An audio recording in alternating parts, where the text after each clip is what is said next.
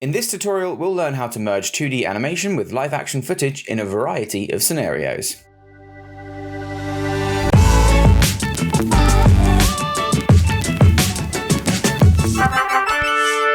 TipTut.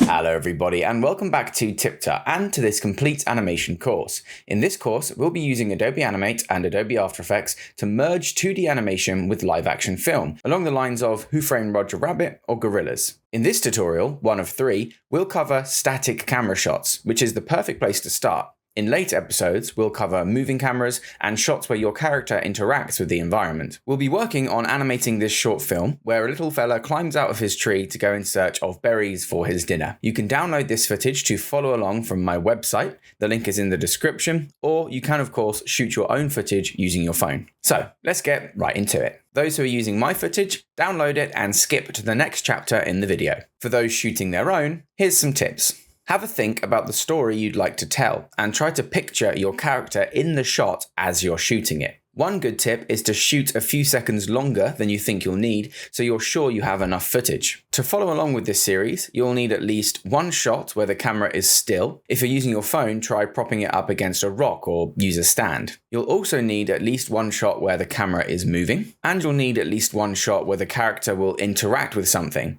In this shot with the berries being picked, I'm just holding the flower off screen and pushing it towards where the character will be, then jerking it back as if he's plucked a berry from it. If you can, shoot your footage in 24 frames per second, as this is the frame rate that we'll be animating at. If your camera or phone doesn't support that, it's not a problem. Just shoot it in what it does support and we'll convert it. Once you've got your footage, the first step is to make sure it's ready for animation. The footage I've provided is already prepared, but it's good to watch this section anyway, as you might learn something new. Open Adobe After Effects and import your footage by dragging it into the project window. Double-click it to open up the preview and trim it down to the shot you want using the in and out markers.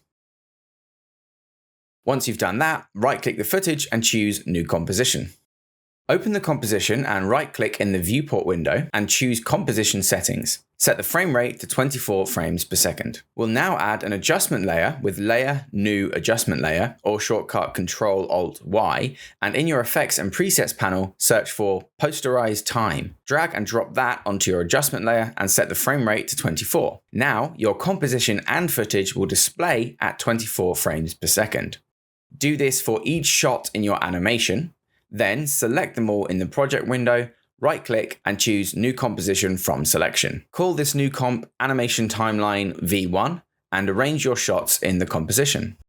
We'll be using this composition later, so make sure it's neat and you've named everything properly. For now, let's export into Adobe Animate. Go to Composition, Add to Media Encoder Queue, or drag and drop your composition into Adobe Media Encoder. Click the file type text and choose JPEG from the drop-down menu. What we're exporting will only be for reference, so we want it to be as small as possible. This footage is 4K, so I'll put the quality at 0, reduce to 1920 by 1080, and make sure it's set to 24 frames per second. Choose a folder to export to, and hit play. Once it's done, you'll have a series of JPEGs ready to be animated.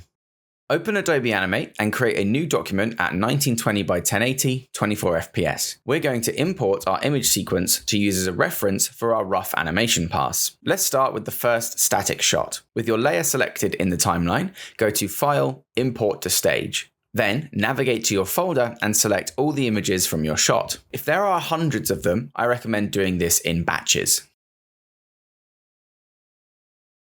Once they're imported, we'll click the stage and press Ctrl-A to select everything. Then right-click and choose Distribute to Keyframes. This puts all our images in order. Hit Enter to play back, but it's likely that you won't get real-time playback due to the lag. This is unavoidable, unfortunately, but don't worry, we'll work around this later. Select your layer and right-click. Choose Convert Layer to Symbol, choose a graphic, and hit OK. Save your document and call it Shot 1. Then, if you like, create a new document and repeat the process for the rest of your shots too. And we are ready to start animating. At this point, it's worth noting that I won't be covering the absolute basics of how to use Adobe Animate. I already have a series for that, which you can watch here. I also won't be covering the ins and outs of the theory of animation. I also have plenty of videos on that too, and here is a good place to start. If you're fairly savvy with animating though, then you are in luck. If you're not, I recommend going and watching these videos first, then coming back here.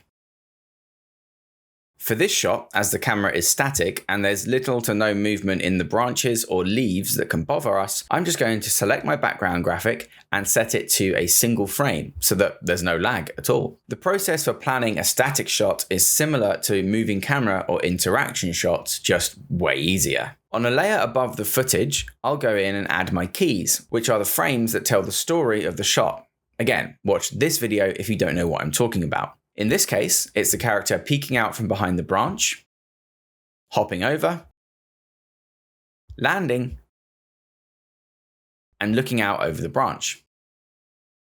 Make these fairly high fidelity, but don't worry too much about being neat. Paste these out so that they feel natural, because they'll be the building blocks of our shot. With these roughly paced, I like to add in a few extreme frames, the frames in which movement stops in one direction, like at the bottom of a crouch or at the top of a jump. And then I'll test this in the environment to get an early sense of feel for the shot. So let's add in the frame where he crouches before hopping the log, a frame where he's flying through the air, and another where he's fully stood up.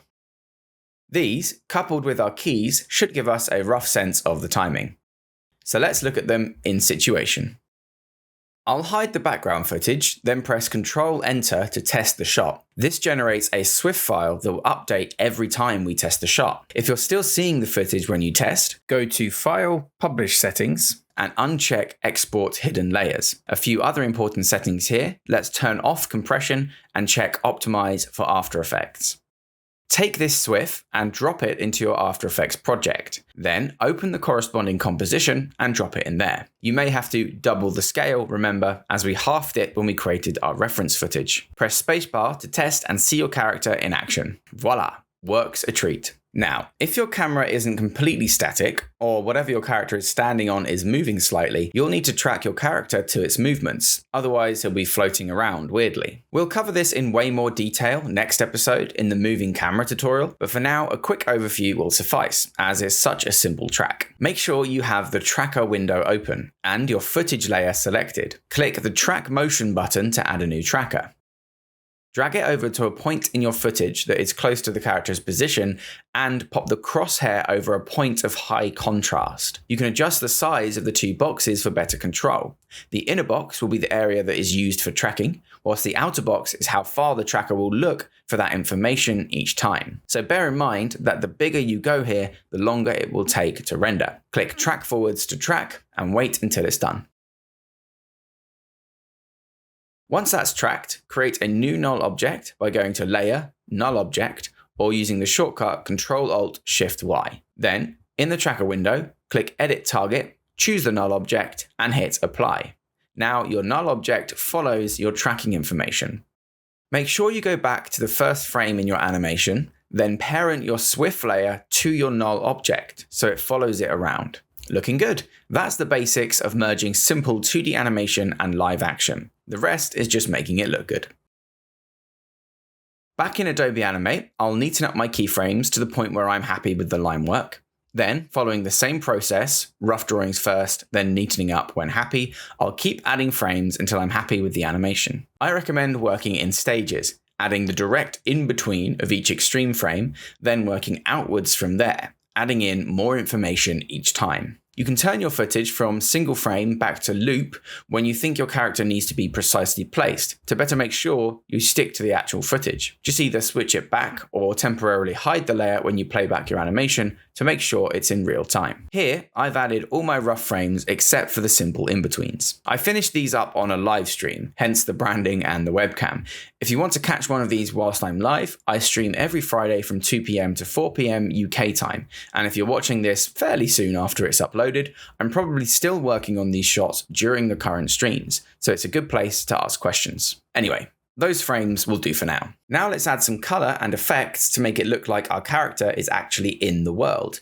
In Adobe Animate, I like to keep it simple, just adding base flat colors to my character. Then I'll do all the shading and shadows in After Effects. To start with, try using a color palette that's close to the lighting in your scene, unless you are specifically going for a different style. Some nice bold greens and browns work well here, so I'll keep it simple. Once you've filled in your base colors, press Ctrl-Enter to test your animation again and update the SWIF automatically. Back in After Effects, we need to think about a few things. any objects that pass in front of our character, the lighting in our scene, and how it casts shadows. Let's look at the objects that pass in front of our character first. We've got this small portion of moss on the branch that he's behind. Then we have this leaf that passes briefly in front of his hand when he lands. To resolve this, we need to simply duplicate our footage layer, trim it down to the minimum length of time that it passes in front of our character.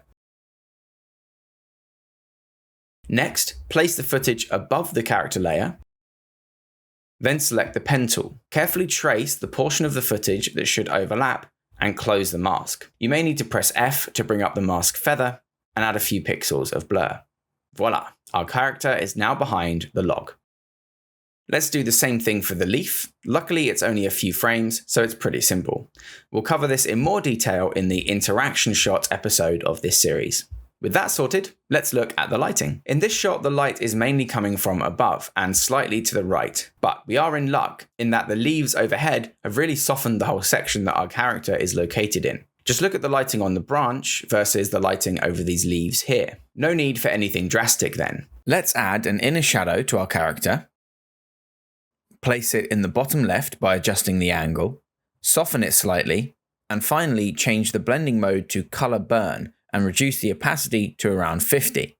Now that looks pretty good. I think we also need a slight shadow when he lands, so let's add a circle with the shape layer tool and add a fast box blur effect to it. Then we can change this layer's blending mode to multiply and just position it under our character. Again, this is the basic technique. We'll be dealing with more complicated shadows in the future. I just want to keep it simple for this first video. Lastly, these leaves should be partially translucent. So let's fake that by duplicating the swift and the leaf mask layer, then putting them on top of the other layers. Then select the swift layer and choose Alpha Matte under the Track Matte dropdown. This will clip the swift layer to the leaf mask, meaning we end up with a hand over the leaves. Let's add a fill effect to the swift layer. Make it black. And turn the blending mode of the layer to soft light. Finally, let's reduce the opacity down to about 30. A pretty simple technique that works nicely. Speaking of keeping it simple, that's it, we're done. You can keep going back and forth and adding more frames to make your animation smoother, but I'm pretty happy with how this looks. There's a few other shots in my animation that are simple like this one, so I'll apply the same technique to those. In the next episode, we'll be dealing with what to do when you've got a moving camera. So make sure you've subscribed and rung the notification bell so you don't miss out on the next episode. It's also a great way to support the channel to help make sure I can keep making videos like this in the future. I can't wait to see what you've come up with, so remember to tag me with whatever you create on social media. That's at TipTutZone. Thanks very much for watching, and I'll see you next time on TipTut. I'd like to thank my channel members who support me every month by donating to TipTut. If you'd like to support and get some exclusive perks, then click that join button below.